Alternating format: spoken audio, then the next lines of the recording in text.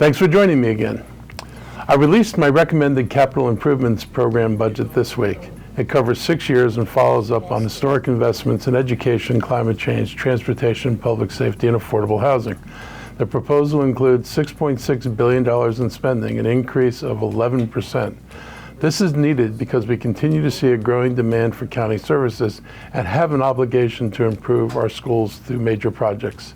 When developing this CIP, I had to respond to requests from the school board for a $1 billion increase in capital funding. While we do not have the capacity to fully fund the request, we were able to fund a substantial amount that prioritized health and safety issues in the schools throughout the county and other necessary repairs. I want to put this in context. For a couple of decades now, county funding for capital needs of schools has been inadequate. And given that school enrollment growth was the major issue we faced, most of the funding went to capacity expansion, not renovations. The results are seriously neglected buildings with serious heating and cooling deficiencies, plumbing and water issues, and general deterioration. Now we are seeing a decline in enrollment, so while capacity isn't the same issue, the backlog of capital needs exceeds $2 billion. We're clearly in no position to address this quickly, nor to address it fully over the next 6 years covered by the CIP. So this budget reflects a major investment in fixing our schools. It will not do everything. We will be recommending increases to bond funding, without which we will not be able to do any new capital projects. This has come about partly because the MCPS over the years was never straightforward about their capital needs, but also because our bond spending in the county is lower than it was 16 years ago and has not been allowed to increase to address inflation, let alone increasing needs. We cannot continue to refuse to increase bond funding and expect to address the school system or anything else we need in this county, particularly infrastructure needed to make this county more economically competitive.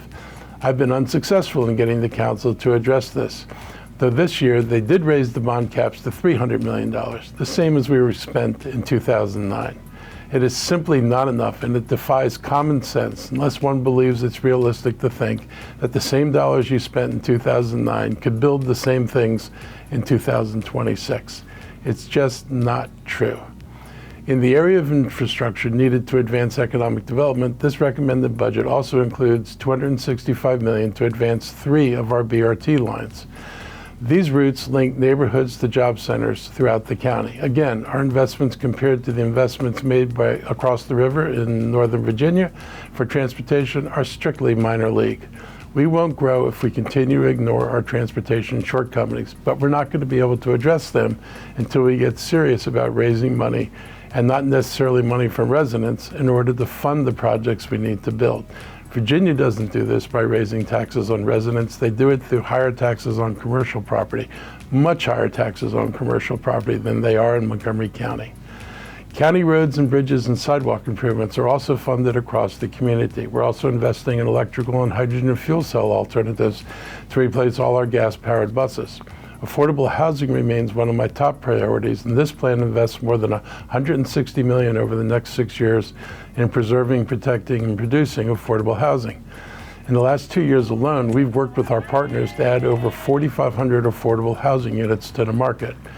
There are also major projects funded through this CIP aimed at improving our economy.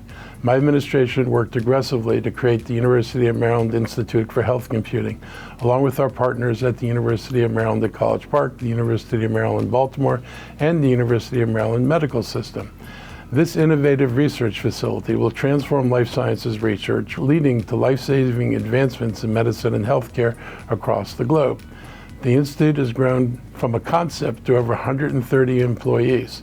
In addition to the employees of the Institute itself, the IHC is expected to draw additional life science and tech companies to Montgomery County. They are already working with life sciences companies in Montgomery County to use AI to advance medical discoveries.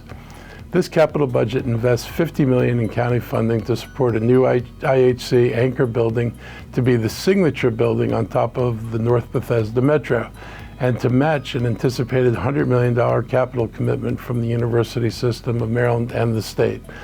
This investment demonstrates our commitment to making Montgomery County a world leader in life sciences. Redevelopment of the East County is another important project supported in this budget as we move forward with the first ever tax increment financing proposal to support a $2.8 billion transformation and a mixed-use development in Viva, White Oak, developed by MCB Real Estate that will bring thousands of jobs and housing units and new infrastructure to the East County. And for the most part, this does not rely on taxpayer dollars. Money is also earmarked to improve our environment and services we provide our residents. We're planning more net zero facilities as we build a new fire station in White Flint, a new 4th District Police Station in Wheaton, and a Western County Recreation Center in Poolesville, new libraries in Clarksburg and Shady Grove, and a new Justice Center in our Rockville Center. Our comprehensive flood management plan will benefit from an $81 million investment in watershed improvements. We need to make strategic investments that are crucial for economic development and for helping our residents. This budget demonstrates that. Despite our constraints, we remain committed to implementing significant changes to maintain and enhance the quality of life across Montgomery County. To view the complete recommended CIP, please visit montgomerycountymd.gov/OMB. I want to say this simply. ICE intimidation has to stop. We're living in this nation under the rule of Donald Trump, where civil liberties are being eroded, the free press is being attacked and shut down when they can get away with it. They're defunding scientific research, destroying healthcare, embarking on totally racist policies to seek to roll back the gains of the civil rights movement, and so much more.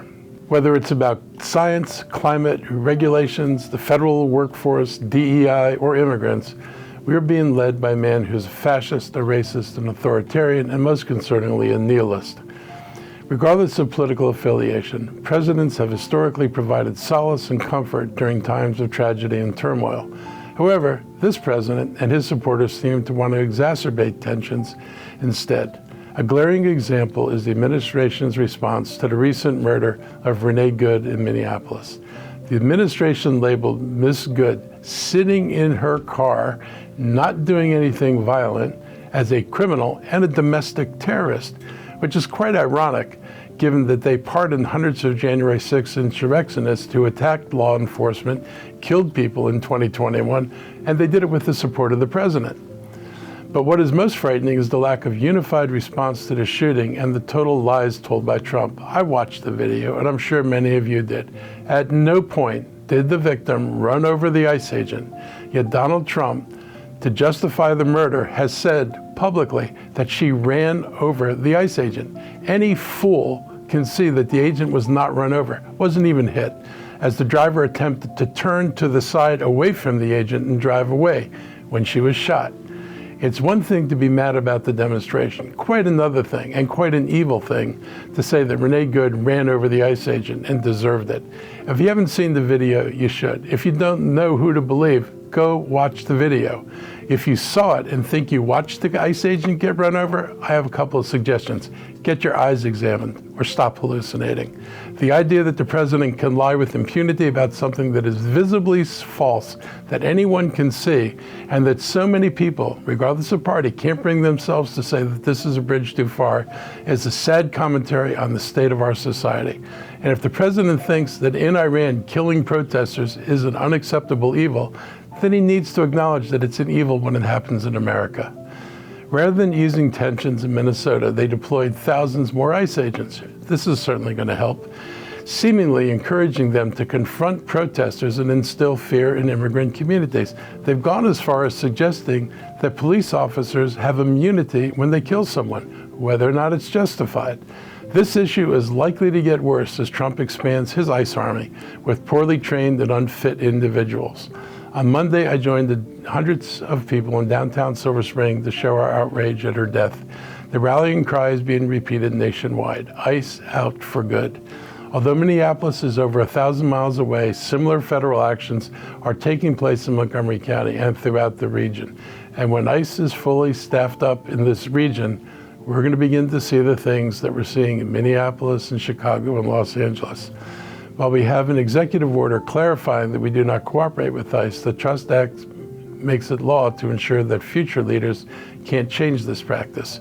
This week, Assistant Chief Administrative Officer Earl Stoddard testified on my behalf in support of the Trust Act. This legislation aims to ensure that all people in our county, including immigrants and other vulnerable communities, can engage with and depend on Montgomery County departments, including the police department. Many immigrants increasingly are too afraid to contact the police when they need help. The Trust Act reinforces the importance of upholding constitutional rights of all residents. It also codifies that county benefits and services are provided to residents regardless of immigration status. I would like to thank the many community partners for coming together and requesting this legislation last fall. More than 30 organizations, including CASA, the ACLU of Maryland, Jews United for Justice, Progressive Maryland, have helped to push and make these protections part of the law. Groups like the Alliance for Immigrant Survivors are speaking for those who are victimized today, and we cannot stay silent, and we're not going to stay silent. We must speak out and stand in solidarity with our immigrant community. Montgomery County is home to people from all over the world, and our immigrant neighbors are a vital part of our community, our workforce, and our families. During times like these, it's important that people know their rights and know where they can turn for help. The Gilchrist Immigrant Resource Center is here to offer reliable information, legal referrals, language assistance, and support, helping residents protect themselves and their families. If you're an immigrant resident, I encourage you to reach out to the Gilchrist Center to learn about the resources available to you. And for everyone else in our community, look out for your neighbors, share reliable information, and help people get connected to the support they need. A strong Montgomery County is one where people feel safe asking for help, standing up for their rights, and taking care of one another. This week, I was pleased to be joined by Abel Nunez from the Central American Research Center, or CARECEN, during my weekly meeting briefing. He shared the following information. CARECEN is an organization that was created over 45 years ago by the income and flow of Central Americans, at that time fleeing civil unrest in the region. But they made the DC area their home. And throughout the 40 years that we've been here in large numbers, I think we've been an asset to this community, to the county, to the state. We are definitely, a huge part of our workforce in labor sectors that are needed for our vitality. I think we bring not only our labor, but our culture, and all the gifts that come along, and just on a larger point, most studies show that immigrants are a blessing to the place where they end up living. In really good news, after years of delay, last summer, the Viva White Oak project was announced with the MCB development, and it will launch the most significant development in the history of the East County. This week, the council held its public hearing for tax increment financing, or a TIF, for the Viva White Oak Development District. The TIF is crucial for the additional infrastructure needed to support the development of nearly 300 acres of land for the project, which at full build-out will create more than 9,000 permanent jobs and an estimated $62 million in annual revenue for the county. Without this kind of support from the county government, no developer is going to have the means or incentive to commit such a large project that will create this level of housing, jobs, and a new center of commerce in our county. This is the kind of project that comes around once in a generation and is a result of creative problem solving. We must establish that special funds are dedicated specifically to this project. It takes bold steps to stimulate intensive economic growth and community investment in cooperation with a private sector developer like MCB Real Estate.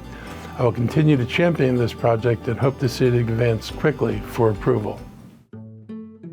Finally, don't forget that Martin Luther King Jr. Day is Monday, January 19th. I don't think the president's erased it yet.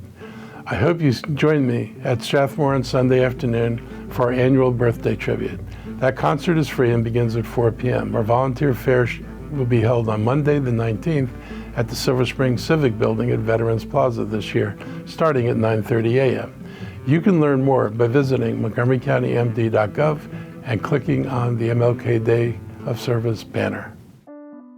Some extremely cold weather is settling in for a while. The county issues cold emergency alert when sub-zero temperatures and dangerous wind chills are present or expected. It's a reminder to not be outside for too long and to be prepared for harsh elements when you are out. Keep an eye out for neighbors, friends, and family members, especially older adults or those living alone. Hypothermia can occur inside if there is not enough heat. Warning signs can include confusion, slurred speech, and for infants, bright red skin. Also, call 911 if you can't wake someone up or can't feel their heartbeat. Operators can help you to begin CPR. If you're concerned about someone outdoors who may be homeless, call our homeless resource line at 240-907-2688. An outreach team will visit them and encourage them to come inside to one of our shelters. For severe weather and emergency notifications, go to alert.montgomerycountymd.gov and sign up for Alert Montgomery. That's it for now. It's been quite a week. I think we've got more of these in store. Have a safe weekend, and if you're attending demonstrations or try to take some time outside, take care of yourself. Be kind to others. See you next week.